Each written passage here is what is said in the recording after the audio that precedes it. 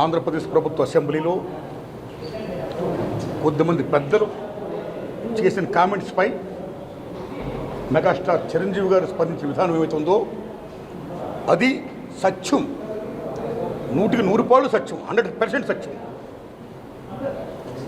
అప్పుడు వైఎస్ జగన్మోహన్ రెడ్డి గారి హయాంలో ఆయన సీఎంగా ఉన్నప్పుడు, పేరు నాని గారు సినిమాటోగ్రఫీ మంత్రిగా ఉన్నప్పుడు ఇండస్ట్రీ నుంచి చిరంజీవి గారితో పాటు చాలామందిని వారు ఆహ్వానించారు. అందులో నేను కూడా ఒకరిని. చిరంజీవి గారు మాట్లాడుతూ నానుమూర్తి కూడా వచ్చాడు మాతో అన్నారు. కాబట్టి చాలామంది మీలాంటి మిత్రులు నన్ను ఈవేళ అక్కడ ఏం జరిగిందని అడుగుతున్నారు. కాబట్టి చెప్పాల్సిన బాధ్యత నాపై ఉంది. కాబట్టి నేను చెప్తున్నా, సత్యం చెప్తున్నాను మీకు. జగన్మోహన్ రెడ్డి గారి గవర్నమెంటు మా సినిమా కళాకారుని కానీ చిరంజీవి గారిని కానీ ఎవరిని కూడా అవమానించలేదు, చాలా గౌరవించారు. సత్యం. ఎందుకంటే కోవిడ్ కష్టకాలంలో సినిమా రంగం ఏమైపోద్ది అని భయోందనతో ఉన్న దశలో పరిశ్రమ పెద్దలందరూ కలిసి చిరంజీవి గారిని కలిశారు. పరిశ్రమ పెద్దగా ఆయన భావించి, ఆయన గౌరవించి నన్ను ఆహ్వానించారు. చిరంజీవి గారు స్వయంగా నాకు ఫోన్ చేశారు కూడా. అదేం సంస్కారం. అప్పుడు నేను ఢిల్లీలో ఉన్నా. నారాయణమూర్తి ఇండస్ట్రీ క్లిష్ట పరిస్థితిలో ఉంది. భారీ చిత్రాలతో పాటు సగటు సినిమా తీసిన ఇలాంటి వాడు అందరూ కూడా రావాలి, మీ ఒపీనియన్స్ చెప్పాలి, మనందరం ప్రభుత్వాన్ని కలవాలి, ప్రభుత్వం నుంచి మనకి ఏ సహాయ శాఖలు వస్తాయో మనం స్వీకరించాలి, మనం విన్నవించాలి అని చిరంజీవి గారు చెప్పడం, అందరూ మీట్ అవ్వడం చిరంజీవి గారి ఇంట్లోనే ఇది జరిగింది. అప్పుడు అనేక మంది వారి యొక్క అభిప్రాయం చెప్పారు. ఆయన్ని తీసుకొని మన సీఎం గారికి వద్దు నేను చెప్పారు. వారు సీఎం గారితో మాట్లాడారు స్వయంగా. అలాగే నేను కూడా పేరు నాని గారిని వెళ్ళి విజ్ఞప్తి చేశాను పందర్లో. అలా చాలామంది విజ్ఞప్తి చేశారు. ముఖ్యంగా చిరంజీవి గారు తీసుకున్న రోలు సెల్యూట్, హోల్ హార్టెడ్ టెలింగ్. పరిశ్రమ పెద్దగా వాటి బెస్ట్ రోల్ ఈ ప్లేట్ దట్ డే. ఆయన ఎవరు అవమానించాల, చాలా గౌరవించారు. మమ్మల్ని ఎవరు అవమానించాల, చాలా గౌరవించారు. మేమందరికి వెళ్ళాం, సమస్యలను చెప్పాం. సీఎం జగన్మోహన్ రెడ్డి గారు సానుకూలంగా స్పందించారు.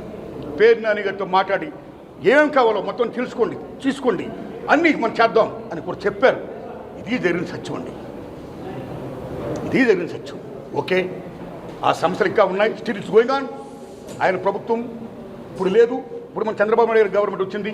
కాబట్టి ఈ గవర్నమెంట్లో ఆనాడు ఎక్కడ ప్రియాంబుల్, గత గవర్నమెంట్లో ఏ ప్రియాంబుల్ ఉందో, ఏ ప్రజలకి ఏ సమస్యలు ఉన్నాయో, ఏ ఇండస్ట్రీకి, సినిమా ఇండస్ట్రీ, ఎనీథింగ్ ఎల్స్, వాళ్ళకి ఏ సమస్యలు ఉన్నాయో అకార్డింగ్ టు ప్రియాంబుల్ గత ప్రభుత్వంలో ప్రజలు విన్నవించుకున్న విన్నపాలు ఏమైతే ఉన్నాయో ఆ విన్నపాలని ఇప్పుడు, ఆ సమస్యలు ఇప్పుడున్న ప్రభుత్వం చంద్రబాబు నాయుడు హయాంలో నెరవేర్చాలని, దానికి సినిమాటోగ్రఫీ మంత్రి గారు దుర్గేష్ గారు సహకరించాలని, మన తెలుగు ఇండస్ట్రీ నుంచి వెళ్ళి ఇవాళ డిప్యూటీ సీఎంగా ఉన్న పవన్ కళ్యాణ్ గారు చొరవ తీసుకోవాలని నేను విజ్ఞప్తి చేస్తూ మా సమస్యల్ని, మన పరిశ్రమ సమస్యల్ని క్లియర్ చేయాల్సిందిగా మనస్ఫూర్తిగా వారిని కోరుకుంటున్నా.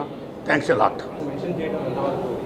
సార్, బాలకృష్ణ గారు ఎవడు అడగలేదు అని చెప్పడం అనేది వారు తెలిసింది వారు చెప్పారు. అది కరెక్ట్ కాదు. చిరంజీవి గారితో పాటు మేము చాలామంది వెళ్ళాం, అది అందరికీ తెలుసు. కాబట్టి ఆనాడు ఏమైతే అక్కడ సీఎం గారితో మాట్లాడుకున్నామో, ఏం చర్చలు జరిగాయో అవన్నీ కూడా మీకు ఈ media is the most powerful media, right? మీడియాలో చూడండి మీరు ఏం జరిగిందో, దట్ ఈస్ సత్యం. అది చూడండి. సో బాలకృష్ణ గారు తెలిసి ఉండొచ్చు, తెలియకపోవచ్చు అని చెప్పారు.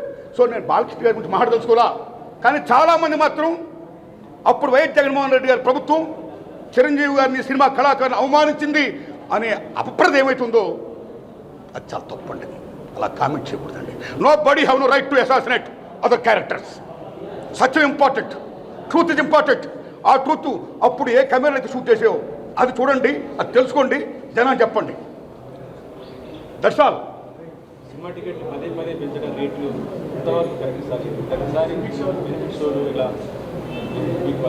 ఎస్, సిన్స్ బిగినింగ్ పరిశ్రమలో ఒక సగటు నిర్మాతగా, దర్శకుడిగా, నటుడుగా, అన్నిటిని మించి ఒక ప్రేక్షకుడిగా మొదటి నుంచి నేను కానీ చాలామంది, ప్రదక్షామం కూడా అనేక మంది సినిమా టికెట్ల రేట్లు పెంచొద్దు, సామాన్య ప్రజలపై భారం మోపొద్దు అని ఎంతోమంది విజ్ఞప్తి చేస్తున్నాం. చాలామంది విజ్ఞప్తి చేస్తారు. కొంతమంది కోర్టు కూడా వెళ్తున్నారు. భారతదేశంలో సామాన్యుడు కూడా వినోదం మంచిది కేవలం సినిమా. మహాతల్లి సినిమా సామాన్యుడు కూడా వినోదం పంచేది. అలాంటి వినోదాన్ని కాస్ట్లిమెంట్ చేయొద్దు అని మేము అందరూ విజ్ఞప్తి చేస్తాం. చాలామంది విజ్ఞప్తి చేస్తారు, కోర్టు కూడా వెళ్తున్నారు. ఆ రోజుల్లో కేసీఆర్ గారు సీఎం గారు ఉన్నప్పుడు టికెట్ రేటు పెంచిపోతుంటే మాలాంటి వాళ్ళందరూ విజ్ఞప్తి చేశాం.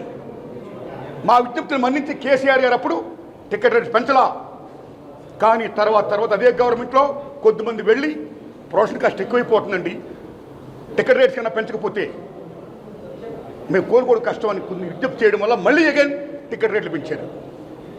అప్పుడున్న గవర్నమెంట్ కూడా పెంచారు. తర్వాత ఇప్పుడు రేవంత్ రెడ్డి గారి గవర్నమెంట్ వచ్చింది.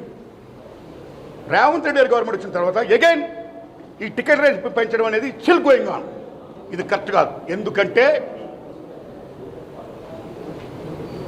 టిక్కెట్ల రేట్లు పెంచేది కేవలం హీరో అభిమానుల కోసం, ఆ ఒత్తిడిని తట్టుకోలేక ఒత్తిడిని తగ్గించడం కోసం, కాస్ట్ని పెంచుకోవడం కోసం, కాస్ట్ని రీకాల్ చేసుకోవడం కోసం పెంచుతూనే ఉంటున్నారు. హీరో అభిమానులు కూడా తల్లిదండ్రులు ఉంటారు, హీరో అభిమానులు కూడా పేదవాళ్ళు ఉంటారు. ఒక్కొక్క టికెట్ 1000 రూపాయలు అయితే ఎలా కొంటారు టికెట్లు? ఎక్కడ అప్పుసప్పులు చేస్తారు? ఏమేమిపోతారు ప్రేక్షకుడు? ఎంత భారం మోపుతున్నారు? అది కరెక్ట్ కాదు. ఇవాళ మళ్ళీ చెప్తున్నాను మిత్రులారా, మీరు నమ్మండి, మన తెలుగు చలనచిత్ర పరిశ్రమలో ఫస్ట్ లవ్ కుష్ తీశారు. That is the biggest hit in India in Telugu. ఆ సినిమాకి 5 years పట్టింది శంకర్ రెడ్డి గారి నిర్మాతానికి. నేను 5 years తీశాను, ఎన్నో కోట్లు అప్పు చేశాను, ఖర్చు పెట్టాను, నా సినిమా రిలీజ్ చేస్తున్నాను, టికెట్ పెంచండి అని ఏనాడు ఆయన ప్రభుత్వం అడగలా శంకర్ రెడ్డి గారు. అదే లవ్ కుష్ సూపర్ డూపర్ హిట్ అయింది. మీరు నమ్మండి, 5-6 సంవత్సరాలు కంటిన్యూగా ఆడింది. బళ్ళతో లాభాలు వచ్చాయి ఇన్ తెలుగు. లవ్ కుష్, టేక్ హిందీ, మొగలాయ్ ఆజం, షోలే. మొగలాయ్ ఆజం ఆసిఫ్ గారు తీశారు, 9 ఏళ్ళు పట్టింది. బోర్డెన్ కోర్టు ఖర్చు పెట్టాడు ఆయన. నాకు 9 ఏళ్ళు పట్టింది, చాలా కోట్లు ఖర్చు పెట్టాను, నా సినిమా రిలీజ్ చేస్తున్నాను, నాకు టికెట్లను పెంచండి అని ఆసిఫ్ గారు ఏనాడు కూడా ప్రభుత్వం అడగలా. ఆ సినిమా సూపర్ డూపర్ హిట్ అయింది. ట్రక్కులో లాభాలు వచ్చాయి in Hindi. Take Sholay, GP SIP గారి సినిమా టికెట్ హిట్. ఇన్ని కోట్లు పెట్టాం, టికెట్ పెంచండి అని జీపీ సిప్ గారు అడగలా. ట్రక్కులో లాభాలు వచ్చాయి, సినిమా బ్రహ్మాండం డబ్బులు వస్తాయి. That's all. You come to English, there is Ben Hur, there is 10 commandments. Cecil B D 10 commandments కానీ, బెనహార్లు కానీ, చార్టర్ నెక్స్ట్ హీరో బోర్డెన్ కోర్టు ఖర్చుపోయి. కానీ ఏనాడు ఆ నిర్మాతలు మాకు ఇన్ని కోట్లు ఖర్చుపోయి, మాకు డబ్బులు పెంచండి, టికెట్ రేటు పెంచండి అని ప్రభుత్వం అడగలా. ఆ సినిమాని ప్రేక్షకులు బ్రహ్మరథం పట్టారు, ఆడించారు. మీరు నమ్మండి, గూడ్సుల్లో లాభాలు వచ్చేయాలకి. సినిమా బాగుంటే డబ్బులు వస్తాయండి. ఈ రకంగా టికెట్ రేట్లు పెంచుకుంటూ సామాన్యుడిపై భారం మోపడం అనేది పరమ దారుణం దర్శాలు. నేను ఒకటే కోరుతున్నాను రేవంత్ రెడ్డి గారిని, అయ్యా రేవంత్ రెడ్డి గారు, మీరు అసెంబ్లీలో మాట్లాడుతూ అసెంబ్లీ సాక్షిగా నా హయాంలో టికెట్ రేట్లు పెంచను, మిడ్ నైట్ షోలు వేయనన్నారు మీరు. టికెట్ రేట్లు పెంచను, మిడ్ నైట్ షోలు వేయనన్నారు మీరు. మేమందరూ ఆనందించాం, అశద్వానంతో క్యాబ్ కొట్టాం. కానీ రేవంత్ రెడ్డి గారు, కానీ ఈవేళ మీ గవర్నమెంట్లో ఏం జరుగుతున్నాయి?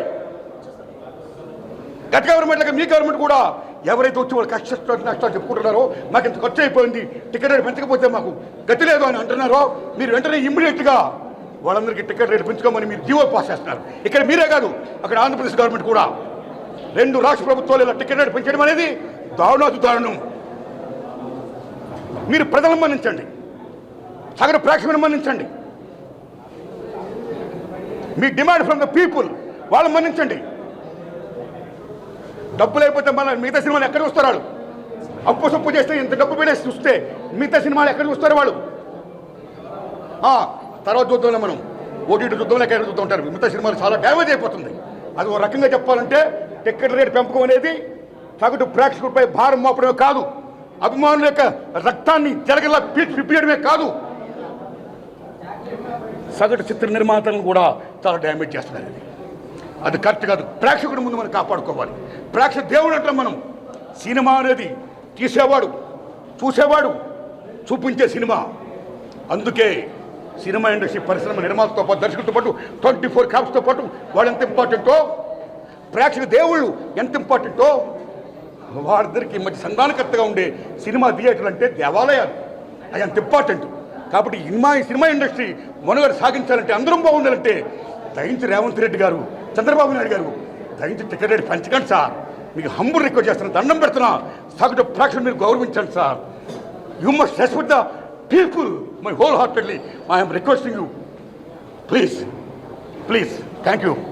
మన తెలంగాణ రాష్ట్ర ముఖ్యమంత్రి శ్రీ రేవంత్ రెడ్డి గారిని, మన ఆంధ్రప్రదేశ్ ముఖ్యమంత్రి శ్రీ చంద్రబాబు నాయుడు గారిని నేను విజ్ఞప్తి చేస్తున్నాను. అయ్యా, మా సినిమా ఇండస్ట్రీలో చాలామంది ప్రముఖులు వారి సమస్య చెప్పుకోవడం కోసం మీరు పిలుస్తున్నారు, వారు చెప్తున్నారు what the best service you are doing. ధన్యవాదం.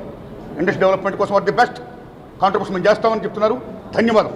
The same time my humble request, దయించి వారినే కాదు ఫిల్మ్ ఇండస్ట్రీకి ప్రాతినిధ్యం వహిస్తున్నటువంటి ప్రొడ్యూసర్ కౌన్సిల్ వారిని, ఫిల్మ్ ఛాంబర్ వారిని, సేమ్ టైం సగటు నిర్మాతలను కూడా మీరు ఆహ్వానించండి. వాళ్ళ సమస్యలు తెలుసుకోండి. ఎన్నో సమస్యలు దే ఆర్ ఫేసింగ్. చాలా సినిమాలు థియేటర్ దొరకట్లా. ఎన్ని సంవత్సరాలు బట్టో అనేక గవర్నమెంట్ విజ్ఞప్తి చేస్తున్నాం. సగటు సినిమాకి థియేటర్ మీరు ప్రొవైడ్ చేయండి అని. ఇంతవరకు డిమాండ్ నెరవేరలా. ఆ ఒక్క డిమాండ్ కదా, అనేక డిమాండ్ నెరవేరలా. కాబట్టి దయించి వీళ్ళని కూడా పిలవండి. ప్రొడ్యూసర్ కౌన్సిల్ని, ఫిల్మ్ ఛాంబర్ని, సగటు నిర్మాతలు పిలండి. వాళ్ళ సమస్యలు తెలుసుకోండి. వాళ్ళు కూడా the best contribution, the best service, the best help, the best cooperation దాన్ని చేయండి. ఇది నా విజ్ఞప్తి. సేమ్ టైం రేవంత్ రెడ్డి గారు అసెంబ్లీ సాక్షిగా నేను టికెట్ రేట్ పెంచను నా ప్రభుత్వ హయాంలో, ఈ సేమ్ టైం మిడ్ నైట్ షోలు ఉండవు అని బ్రహ్మాండంగా అసెంబ్లీలో చెప్పారు. మీరు సెల్యూట్. ఈ ప్రజాస్వామ్యంలో అసెంబ్లీ అంటే దేవాలయం. మీ నాయకులు ది రిప్రజెంట్ ఆఫ్ గాడ్, దేవుని ప్రతినిధులు మీరు, టు సర్వ్ ద పీపుల్. కాబట్టి అలాంటి అసెంబ్లీ దేవాలయంలో మీరు ఏం మాట ఇచ్చారో ఆ ఆడిన మాట తప్పకుండా ప్రేక్షకుల్ని, సగటు నిర్మాతని, టోటల్ ఇండస్ట్రీని, మొత్తం పరిశ్రమ మనుగడ్ని కాపాడవలసిందిగా, ఇంకా టికెట్ రేట్ పెంచకుండా, ఈ మిడ్ నైట్ షో లేకుండా మీరు చేయాల్సిందిగా హృదయపూర్వకంగా తమరిని, సీఎం చంద్రబాబు నాయుడు గారిని నేను మరీ విజ్ఞప్తి చేస్తున్నాను. Please honour the people. నమస్తే.